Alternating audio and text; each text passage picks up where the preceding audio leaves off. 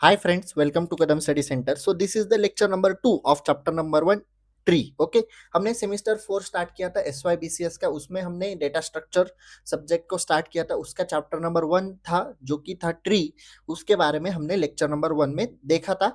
वही चैप्टर इस लेक्चर में हम कंटिन्यू करने जा रहे हैं। हमने बेसिक कुछ प्रॉपर्टीज एंड ट्री वगैरह क्या होता है वो देखा था। तो आज हमें देखना है फर्स्ट टॉपिक है हमारा बाइनरी ट्री। बाइनरी ट्री मतलब क्या? तो देखो देखते हैं हम डेफिनेशन क्या बोलती है।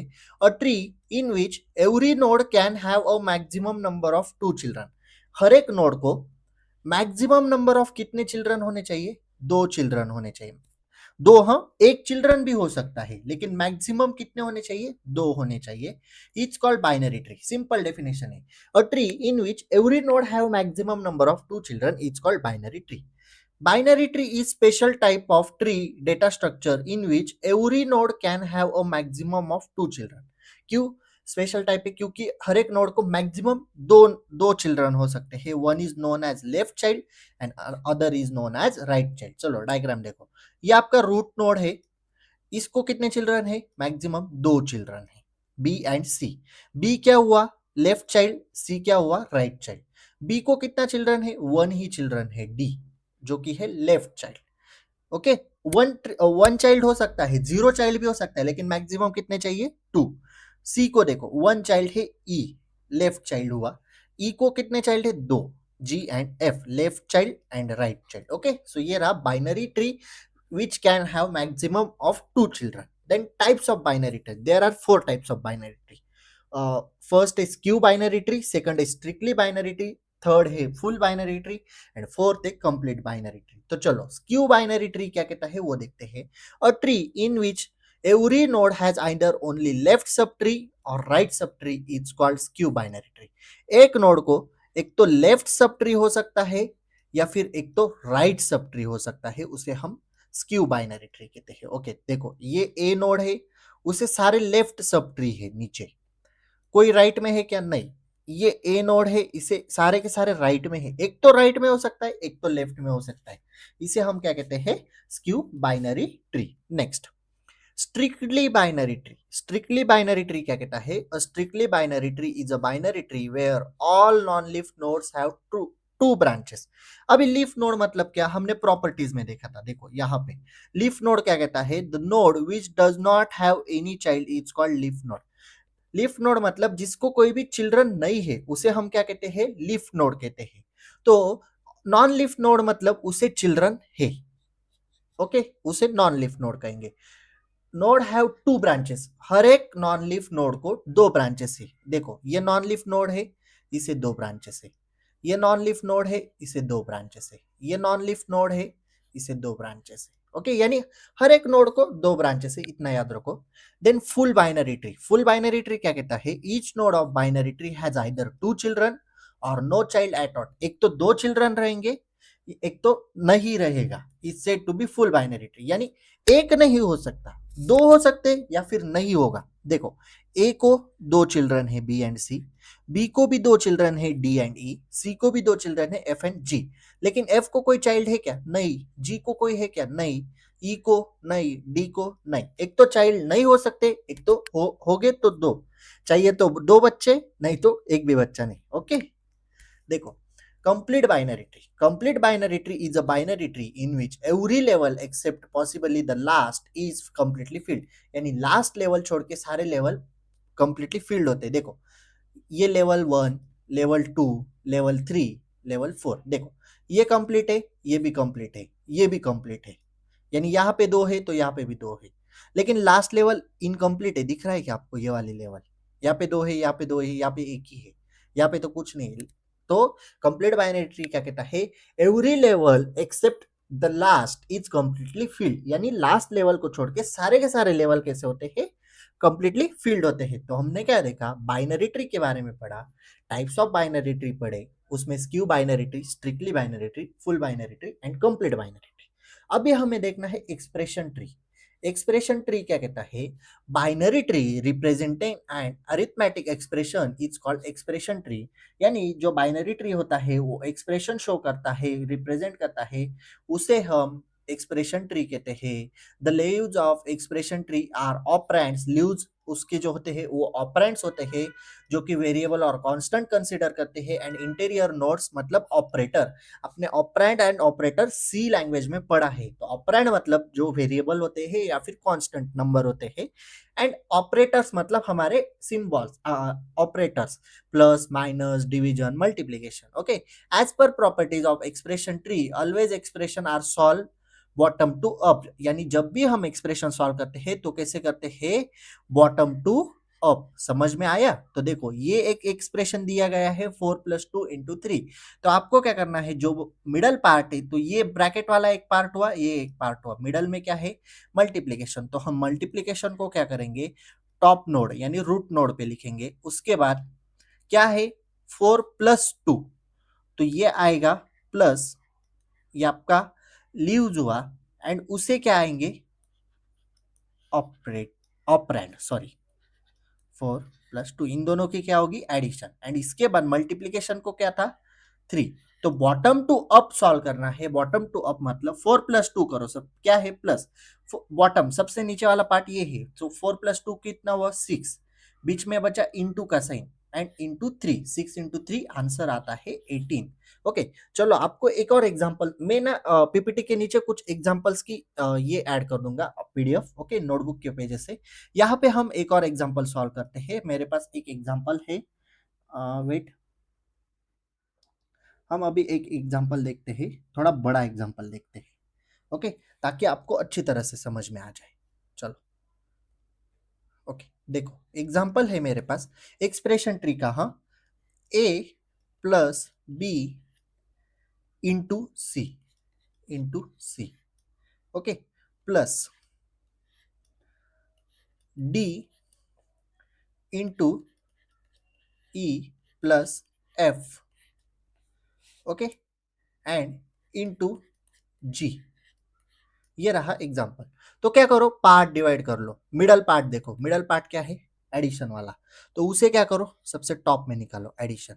उसके बाद एक एक सॉल्व करो, क्या है, b × c and a plus को है, तो यहां पे क्या करो, प्लस साइन डालो, a, कहां पे आएगा, यहां पे a प्लस इंटू क्या है, into b × c।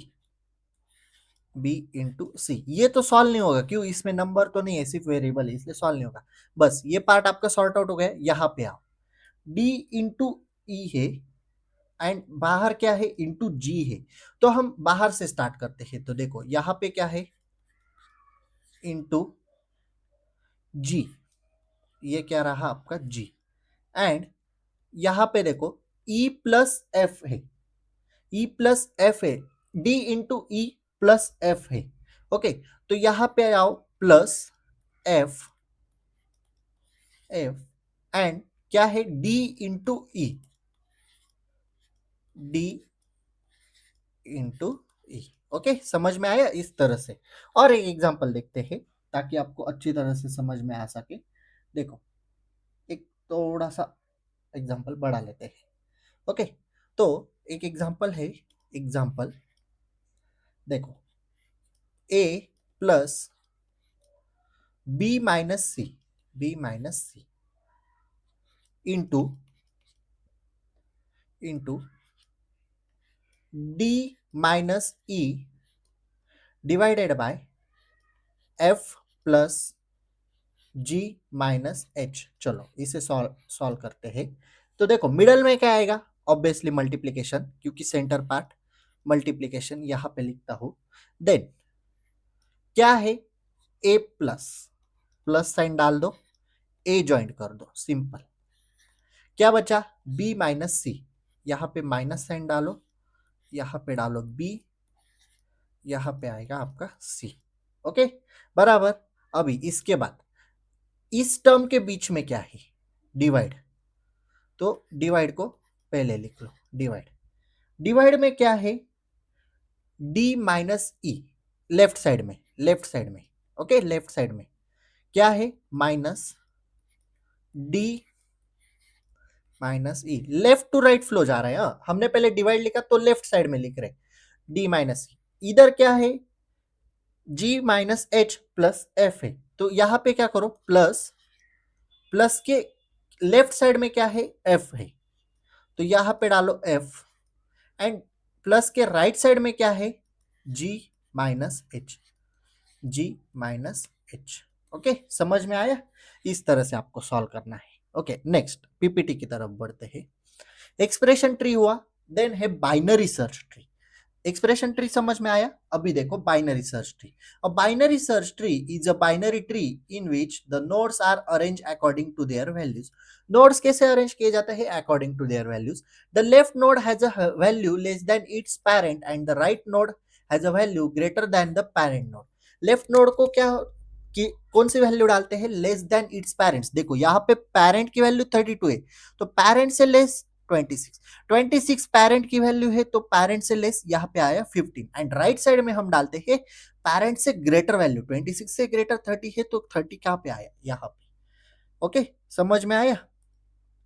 Then hence all nodes in the left subtree have values less than the root, root से लेस देन वैल्यूज कहाँ पे जाते हैं? लेफ्ट सब tree, and the nodes in the right सब tree have values greater than the root. Okay, आपको example से अच्छी तरह से समझ में आएगा। हम एग्जांपल देखते हैं बोर्ड पे, तो आपको आपके एग्जाम में एग्जांपल आता है। हाँ, आपके एग्जाम में एग्जांपल आता है। चलो, क्या देखना था हमें, इसे कैसे सॉल्व करते हैं ये भी देखो। फोर, थोड़ा अलग एग्जांपल देखते हैं, अगर हुआ तो।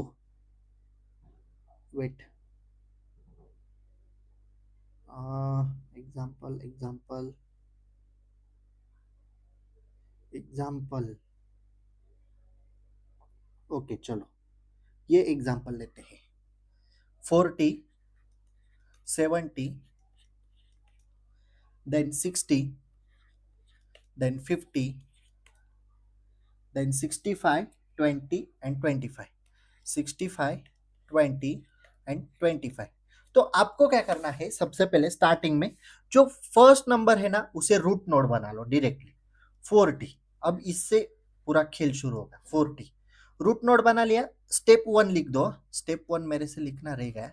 स्टेप 1 में लिखो इंसर्ट, इंसर्ट 40। क्या इंसर्ट किया हमने? 40 इंसर्ट किया, वो बना लिया।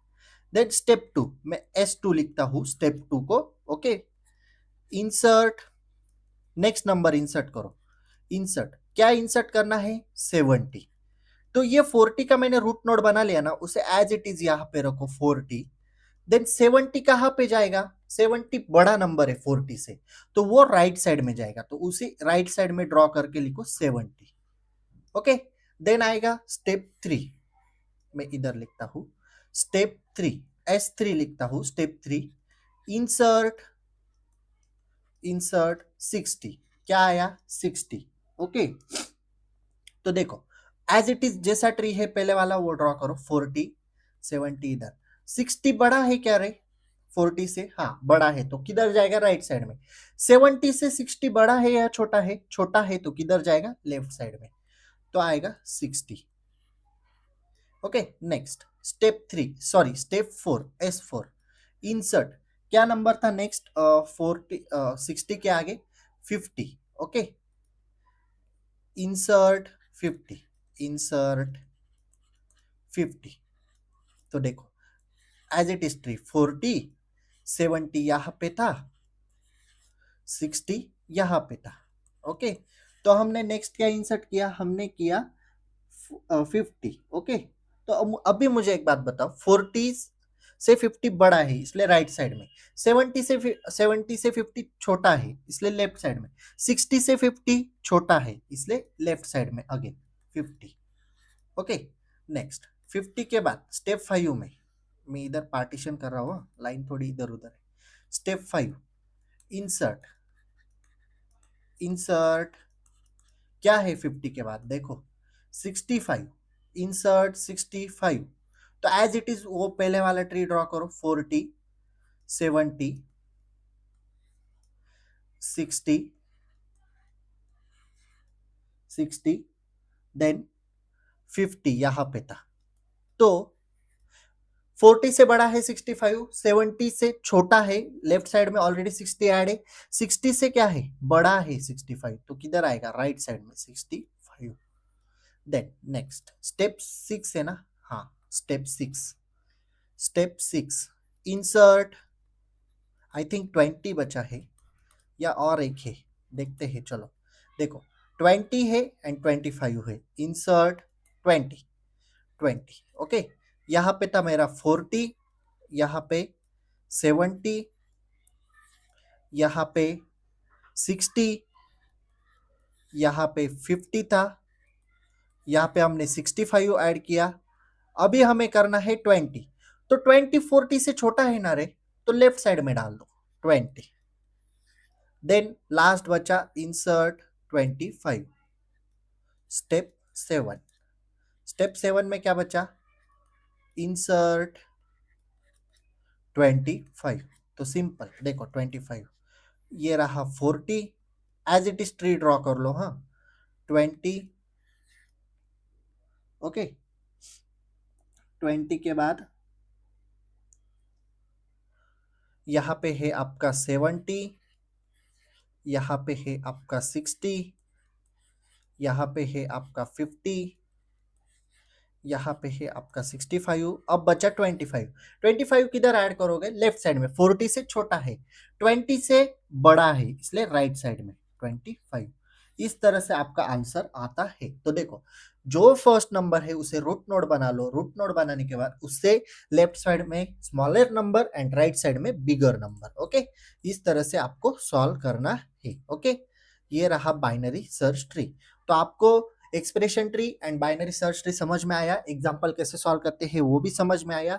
फिर भी अगर कुछ डाउट है तो कमेंट सेक्शन में पूछ सकते हो, okay. If you have any doubt regarding this lecture please ask in comment section और you can DM me on Instagram, okay. We will continue our chapter in next lecture, okay. We will stop here. So if you like this video, please like, share and subscribe to our channel and share this video with your friends. So notes are available on Telegram channel. Telegram channel link is available in description box. So that's it for today. Till then, tatas, bye bye.